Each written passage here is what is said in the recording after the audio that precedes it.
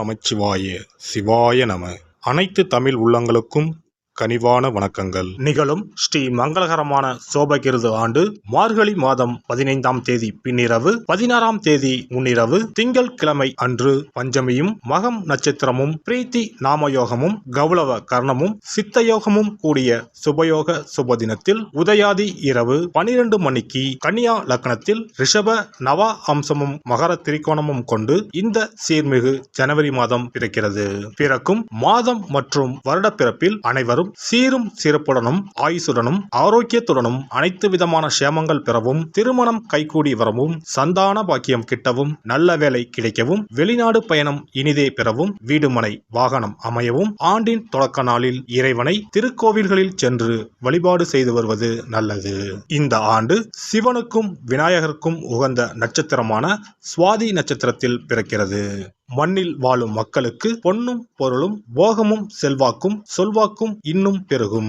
கன்னியர்களின் கவலைகள் தீரவும், காளையர்களுக்கு நல்ல உத்தியோகம் கிடைத்திடவும், எண்ணிய காரியங்கள் எளிதில் நிறைவேறவும், தைரியஸ்தானத்தில் இருக்கும் லக்னாதிபதி புதனுக்கு உகந்த தேவதையான ஸ்ரீமன் நாராயண சுவாமி மற்றும் மகம் நட்சத்திரத்திற்கு உகந்த தேவதையான விநாயகரையும் வணங்கி வர அனைத்தும் நிறைவேறும். கிரக நிலைகளை பார்க்கும் போது உலா வரும் நவ கிரகங்களும் சாரா பலத்தின் அடிப்படையில் சந்தோஷம் அள்ளித்தரும் கிரக அமைப்பில் இருப்பது நன்மையே.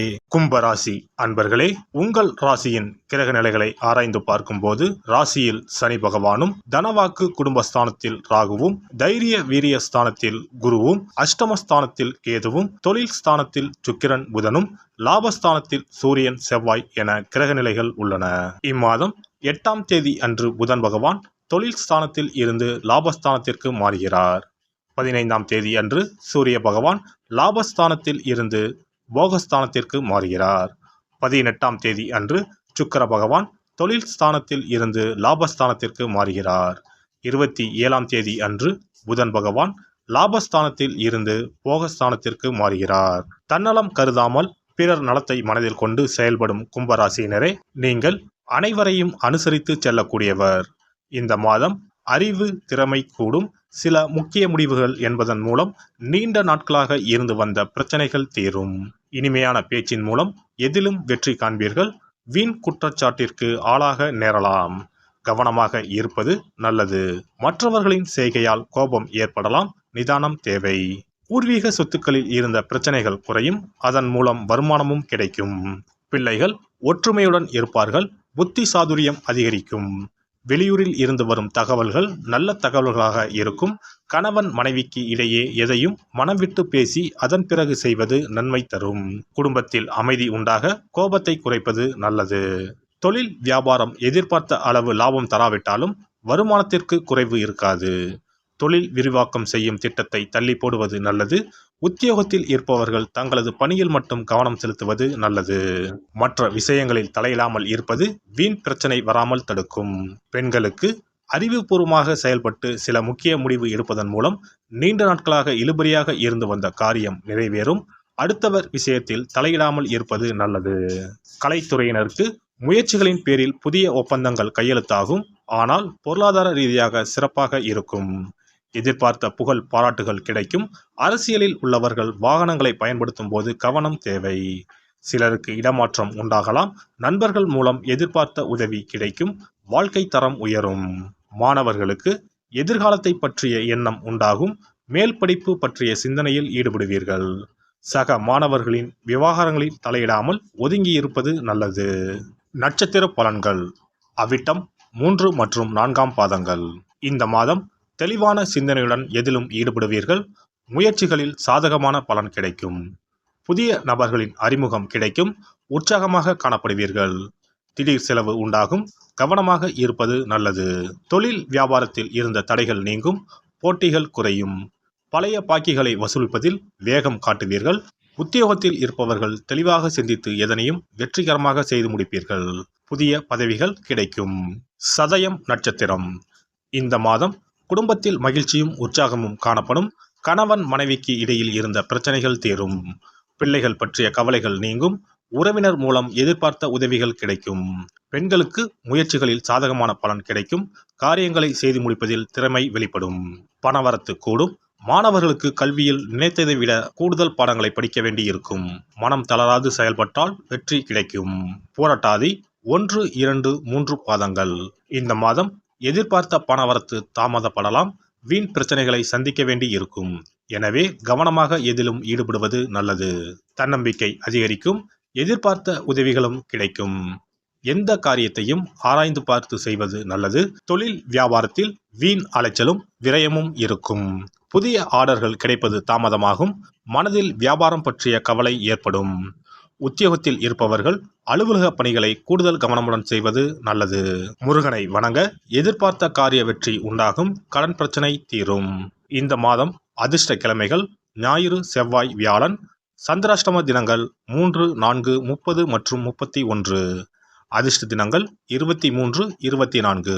சிறப்பு பரிகாரங்கள். வீட்டில் இருக்கக்கூடிய சிறு சிறு அமைப்புகளை மாற்றி அமைத்தாலே வருமானம் அதிகரிக்கும் என்று சாஸ்திரங்கள் கூறுகின்றன. அந்த வகையில் பணம் குறைவதற்கான காரணம் என்ன? வருமானம் அதிகரிக்க அலமாரியை எப்படி வைத்திருக்க வேண்டும்? வீட்டை எப்படி வைத்திருக்க வேண்டும் என்பதை பார்ப்போம். பணம் வைக்கும் அலமாரியின் மீது குபேரர் சிலையை வைத்தால் பண வரவு தடை இல்லாமல் கிடைக்கும் என்பது நம்பிக்கை. குபேரன் இருக்கக்கூடிய இடம் வடக்கு. எனவே அலமாரியின் மீது குபேரன் சிலையை வைக்கும் பொழுது வடக்கு திசையை நோக்கி வையுங்கள். சிறப்பான பணவரவு உண்டாகும். பணம் வைக்கக்கூடிய அலமாரியில் தங்கம் மற்றும் வெள்ளி போன்ற பொருட்கள் இடம்பெறலாம். இவற்றை ஒரு சிறிய கண்ணாடியில் தெரியும்படி லாக்கருக்கு உள்ளே அமையுங்கள். அந்த இடத்தில் பச்சை நிற புடவை உடுத்திய கஜலட்சுமி படம் ஒன்றை வையுங்கள். பணத்தை ஈர்க்கக்கூடிய பச்சை கற்பூரம், கிராம்பு, ஏலக்காய் போன்ற வாசனை மிகுந்த பொருட்களை போட்டு வையுங்கள். உங்க பீரோ இப்படி இருந்தால் பணம் குறையாது, சேர்ந்து கொண்டே இருக்கும். பணம் வைக்கும் அலமாரியின் உள்ளே மற்ற தேவையில்லாத பொருட்களை அப்புறப்படுத்துங்கள். புதிய துணிமணிகள் அல்லது அனுதினம் பயன்படுத்தக்கூடிய துணிமணிகளை அழகாக நேர்த்தியாக அடுக்கி வையுங்கள். பூச்சிகள், தூசுகள் சேராமல் ரசக்கற்பூரத்தை போட்டு வையுங்கள். கூர்மையான ஆயுதங்கள் அல்லது இரும்பு சார்ந்த பொருட்களை வைக்காதீர்கள். இது சனி தோஷத்தை ஏற்படுத்தும். பணத்தை சேரவிடாது தடுக்கும். பணம் வைக்கக்கூடிய இடத்தில் சிவப்பு நிறம் சார்ந்த பொருட்கள் இருப்பது நல்லது. ஆனால் கருப்பு நிற பொருட்களை தவிர்ப்பது உத்தமம். லட்சுமி தேவிக்கு சிகப்பு உகந்தது என்பதால் சிகப்பு நிற துணிகளை அல்லது பொருட்களை அடுக்கி வைக்கலாம். ஆனால் கருப்பு நிற துணிமணிகள் மற்றும் பொருட்களை அங்கிருந்து அப்புறப்படுத்துவது நல்லது. இதுவும் பணத்தடையை உண்டாக்கக்கூடிய ஒரு விஷயமாக இருக்கிறது. உங்கள் வீட்டின் பீரோவிற்கு பின்னால் பழைய கிழிந்து போன பாய் அல்லது துடைப்பம் வைப்பது அதிர்ஷ்டத்தை தடுக்கும் செயலாகும். கிழிந்து போன, நைந்து போன துணிமணிகள், பாய், துடைப்பம் போன்றவற்றை ஒருபோதும் வீட்டில் வைத்திருக்க கூடாது. அதை குப்பை தொட்டியில் போட்டு விடுங்கள். வீண் விரயம், மருத்துவ செலவுகள், அனாமத்தாக பணம் செலவழிவது போன்றவை இருந்தால் உங்களுடைய வீட்டில் இருக்கக்கூடிய கழிவறை மற்றும் பாத்ரூம் கதவுகளை எப்பொழுதும் மூடி வைத்திருக்கிறீர்களா என்பதை கவனியுங்கள். பழங்காலங்களில் இவை வெளியே இருந்தன. ஆனால் மாடர்ன் உலகில் வீட்டிற்கு உள்ளே இருப்பதால் இவற்றை திறந்த நிலையில் வைத்திருந்தால் பணமானது வீண் செலவழியும் என்று வாஸ்து சாஸ்திரம் கூறுகிறது. வீட்டின் பின்புறம் ஒற்றை மரம் இருப்பது நல்லதல்ல. ஒற்றை மரம் பின்புறம் இருந்தால் குடும்பத்திற்கு ஆகாது. சண்டை சச்சரவுகள் அடிக்கடி வரும் என்று நம்பப்படுகிறது. மேலும் இது பணத்தடையை ஏற்படுத்தி வருமானத்தை குறை செய்யும்.